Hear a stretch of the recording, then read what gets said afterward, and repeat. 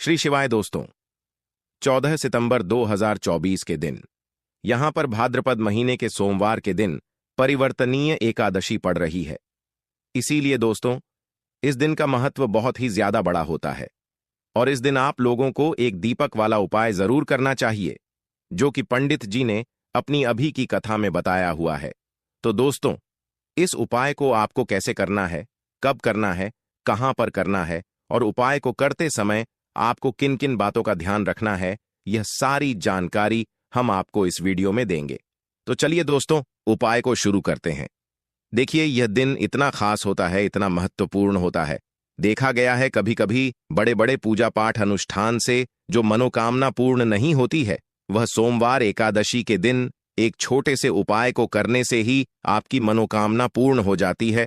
और बहुत सारे लोगों ने इस उपाय को किया भी है और उनको इस उपाय को करने का फल भी जरूर मिला है। अगर आप लोग भी इस उपाय को 14 सितंबर 2024 सोमवार एकादशी के दिन करना चाहते हैं, तो आप इस उपाय को पहले अच्छे से समझ लेना, सुन लेना, उसके बाद करना। आपको इस उपाय का फल जरूर मिलेगा और इस उपाय को करने से आपके घर में चाहे किसी भी तरह की दुख और समस्या क्यों ना चल रही हो, आपको उसका कारण भी नहीं पता है कि दोस्तों यह समस्या किस कारण से चल रही, उसका कुछ भी कारण हो सकता है।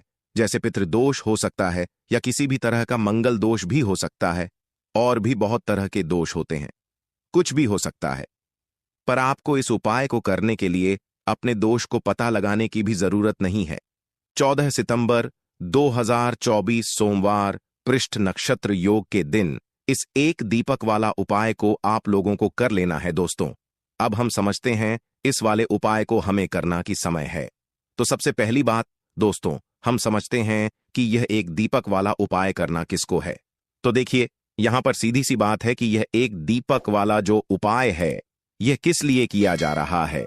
यह मनोकामना को पूर्ण करने के लिए किया जा रहा है, या आपके जीवन में जो दुख और परेशानियां हैं उनको दूर करने के लिए किया जा रहा है, या आपका कोई बड़ा काम है जो कि नहीं हो पा रहा है, आप उसके लिए इस उपाय को कर सकते हो।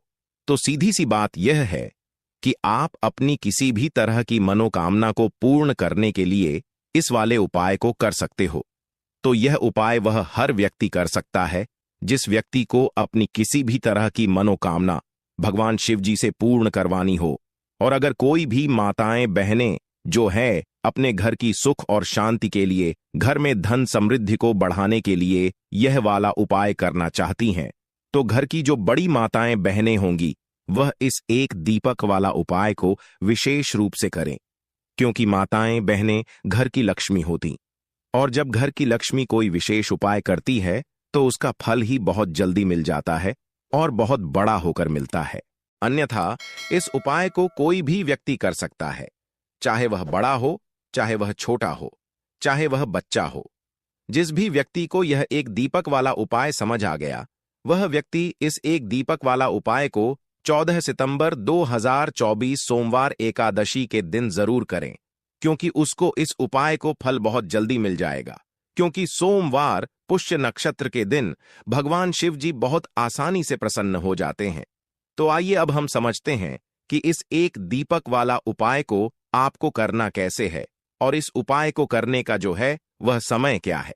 तो देखिए, इस 14 सितंबर 2024 सोमवार पुष्य नक्षत्र के दिन किए जाने वाले यह एक दीपक वाला जो उपाय है, यह मुख्य रूप से सुबह के समय होगा।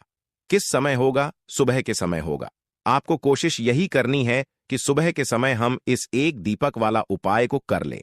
पर किसी कारणवश अगर आप सुबह इस उपाय को न कर पाओ, आपको कहीं काम से जाना हो या किसी और काम की वजह से आप उपाय को न कर पाओ, तो आपके पास फिर दूसरा मौका रहेगा, जो कि शाम के समय का रहेगा, प्रदोष काल का रहेगा।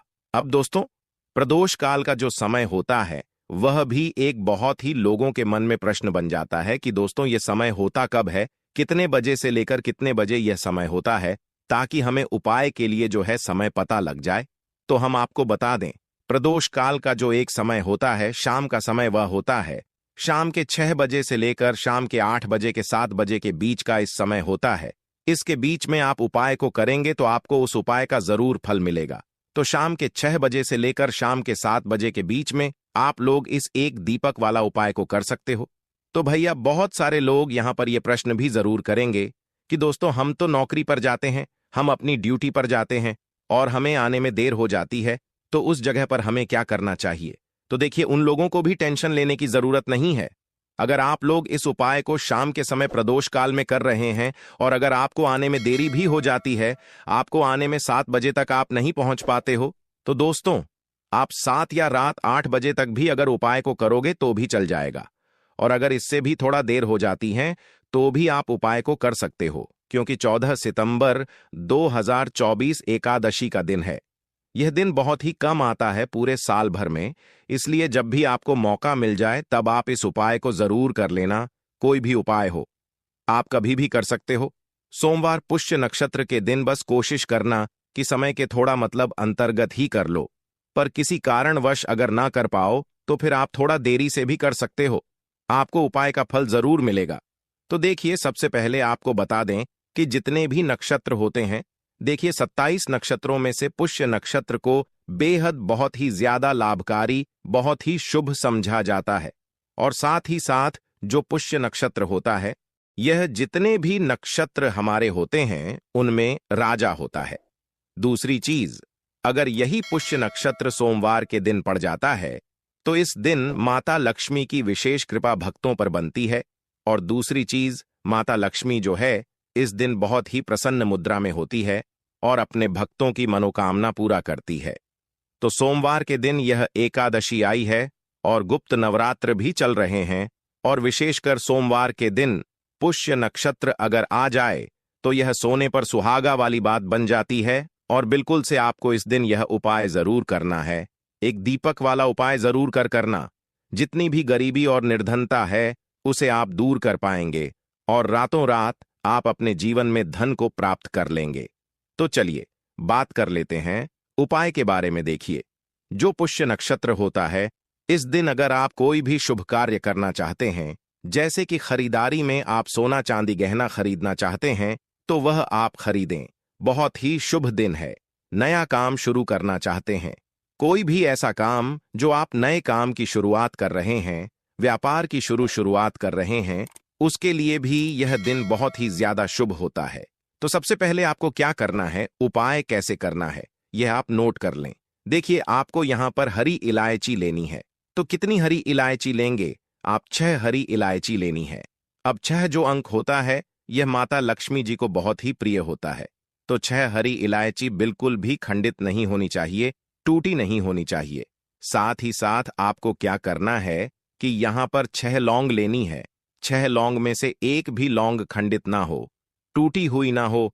6 लौंग, 6 हरी इलायची आपको लेनी है और अपने घर के मंदिर में दीपक के अंदर आप इन दोनों चीजों को रख दें और अपने घर के मंदिर में आपको रखनी है। माता लक्ष्मी की मूर्ति या फिर प्रतिमा के सामने किस समय यह रखना है?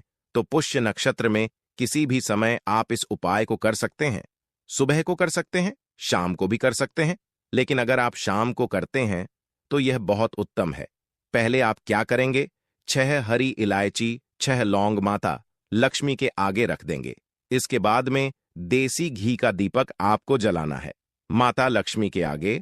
अब देसी घी का दीपक जो आप जलाएंगे, उसमें आपको रुई की बाती आपको नहीं लेनी है। जो मौली धागा आता है, एक मौली धागा आता है, चिकना वाला है, रेशमी, वह आपको नहीं लेना है। सूती वाला जो मौली धागा होता है वह आप लेंगे, उससे बाती बनाएंगे और उसी बाती का दीपक आपको जलाना है माता लक्ष्मी के आगे, क्योंकि उसका रंग हल्का सा लाल होना चाहिए, लाल और पीला। अगर दोनों रंग है तब भी चलेगा, लेकिन मौली धागा जो है उसी का दीपक आपको लगाना है। जो व्यक्ति मौली धागे से उपाय को करता है माता लक्ष्मी के आगे, तो उसे इस उपाय का फल बहुत जल्दी मिलता है। तो पूरी सच्ची श्रद्धा से आप उपाय को करें, फिर देखें कैसे चमत्कार होगा। देखिए, अब आपने 6 हरी इलायची और 6 लौंग रख दी है ना। अब आपको क्या करना है? दीपक आपने जला दिया।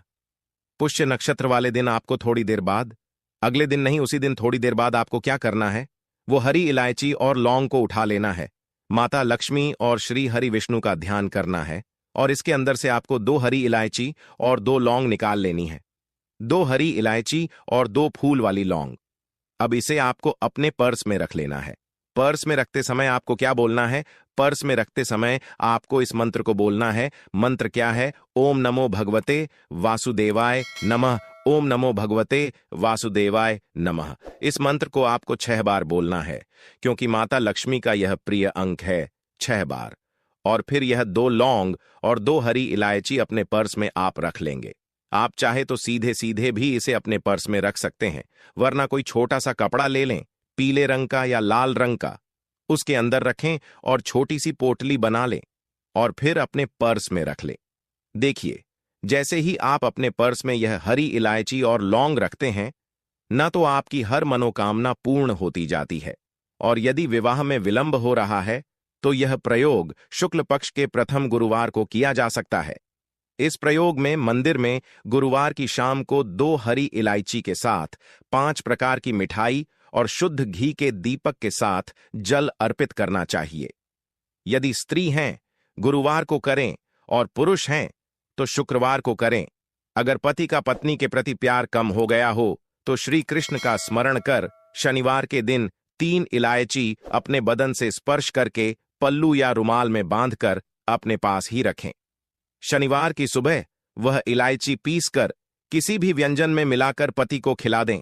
ऐसा 3 शुक्रवार को करना है तो लाभ मिलता है। इस उपाय को आप रविवार को भी कर सकते हैं। अगर विवाह में विलंब हो रहा है तो यह इस उपाय को शुक्ल पक्ष के प्रथम शनिवार को किया जा सकता है। इस उपाय को मंदिर में शनिवार की शाम को 2 हरी इलायची के साथ 5 प्रकार की मिठाई और शुद्ध देसी घी के साथ दीपक को जला देना और जल अर्पित कर देना। आपकी हर मनोकामना पूर्ण हो।